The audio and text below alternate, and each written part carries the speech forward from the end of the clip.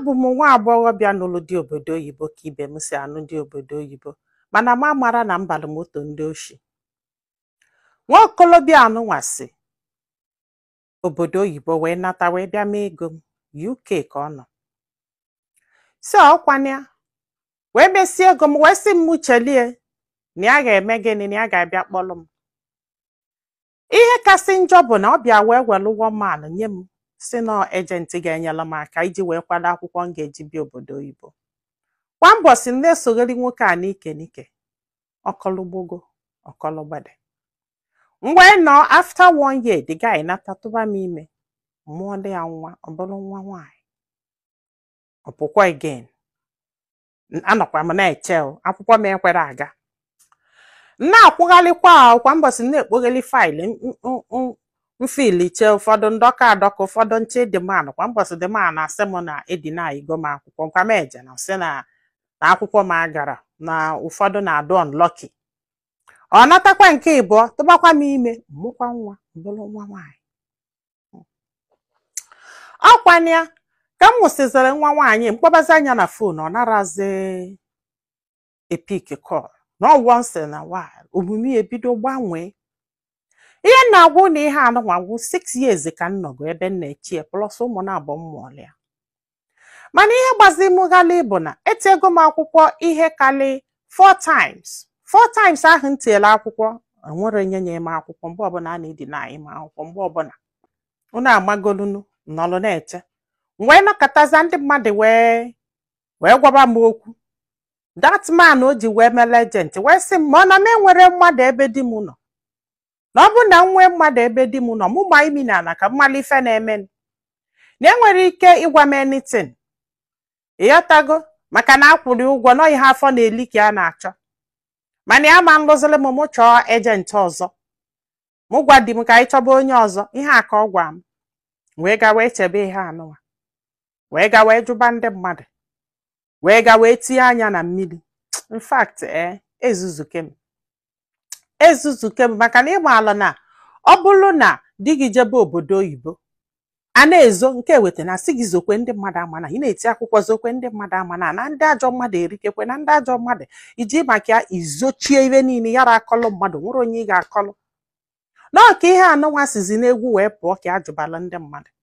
Ụna ama na nwoke anụnwa nata Naija bịanụ m na ọnụgoli nwaanyị onye be anyị wee luo. Ọ bụrụ na dị gịlụ mụọlị ụmụ nwaanyị na-atọ, ọ mụtarala ya nwa nwoke, o wee nata wee lụọ nwaanyị ọzọ.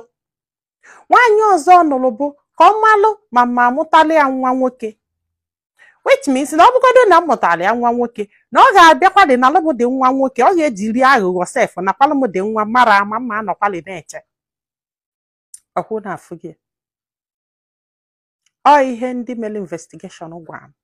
Kwanịa dịga wee datanya wee jụbịa ọsịa eni adụ sọrị na ya anụgo nwaanyị mụta ụmụ nwaanyị na-atọ. In fact na ihe a ji wee nụbịa bụ ka ọma ma ọ ga-amụtali ya nwa nwoke. And na ebe ọ mụtarala ya nwa nwoke ka ihe ọ chọọ ka ya mee, ọ ka akpọrọ ụmụ nwaanyị na-abụ plus anọda nwaanyị jekwa obodo oyibo nyaluo ka ọ bụrụ gịnị. Hey! Na ọ mara ihe ụmụ nwaanyị ibie na-eme were amụta nwa nwoke, ya mee ka ọ mụtala ya nwa nwoke ka ya wee kpọrọ ya jebe obodo oyibo. N'ọsọsọ ya bụ ụzọ ya nwee ike isi wee kpee ya je obodo oyibo. Ike wee kwụrụ ọtọ wee wu this girl. Ya wee sị ya na ọ ka mma na ọ gwara ya na ọnwụ na ọ gwara ya sị ya na mma anụ gị na ị ga-anọ Naija, ya kara ịnụbakwana ya regardless. Mana kịta na ya kpọsịalụ this guy ya sị kpọọ ọzọdo na anị ya sị na ya mara ife ya ga-eme. Mana ya chọọ ka ya mara ihe ndị mmadụ lụ. Ọnya ka nọlụ n'ụba this man mara ma ya ga-amụtala ya nwa nwoke. Ọkwa nna ya mụtarala ya nwa nwoke a gị na-emezia ka onye hapụ this guy kpọrọ ụmụ ya na-abụ jee chọba uwe ya. Ọ bụrụ na ya afụ dị fine, ya afụ ụkwanụ dị fine, na ọ karịa mmadụ na ụda asị nụwa na-asị ka nwoke anụnwa ji wee bido this marriage, na ebelivuru na this marriage will go far because as it is now na ejiri anya afụ this guy. Ọ na-ayọzi ya na-asị anya gbaghalụ ya try kwuo na ya nwee ike mụta nwa nwoke. Ọ na-afụnugo ụdị akụkọ dị otu a. ọ bụrụ na ị na-achọ nwa na ịchọgo nwa chọọ nwa nwoke, ị ga-agba ụdị kọndishọn nwaanyị ọbụla na-achọ nwa nwoke ga-anọ na ya.